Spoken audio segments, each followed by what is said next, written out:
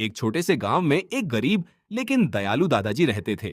वे हर दिन मिट्टी से छोटे छोटे घर बनाकर बच्चों को खेलने के लिए देते थे। एक दिन पहाड़ की चोटी पर उन्हें एक चमकता हुआ बादलों का पत्थर मिला। जैसे ही उन्होंने उसे हाथ में उठाया, आसमान में बादल गोल गोल घूमने लगे। तभी एक दिव्य आवाज हुई, आज से तुम जिस छोटे घर को भी छुओगे वह उड़ता हुआ महल बन जाएगा। अगली सुबह दादाजी ने मिट्टी के एक छोटे घर को छुआ। पलक झपकते ही वह एक विशाल सुनहरा उड़ता हुआ महल बन गया और बादलों के ऊपर तैरने लगा। पूरा गांव आश्चर्य से आसमान देखने लगा।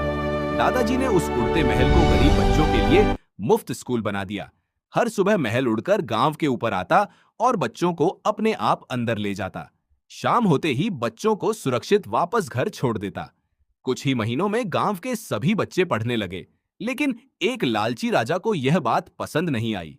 उसने सोचा, अगर यह उड़ता महल मेरा हो जाए तो पूरी दुनिया मुझसे डरेगी। राजा अपनी सेना के साथ महल पर कब्जा करने पहुंचा। जैसे ही उसने महल को छूने की कोशिश की, पूरा महल सफेद बादलों में बदलकर आसमान में गायब हो गया। तभी आकाश देवी प्रकट हुई। उन्होंने कहा, ज्ञान और दया पर किसी का अधिकार नहीं हो सकता।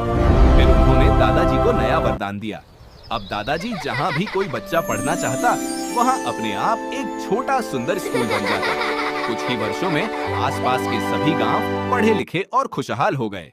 दादाजी मुस्कुराकर बोले, सबसे ऊंचा महल पत्थरों का नहीं बल्कि शिक्षा का होता है।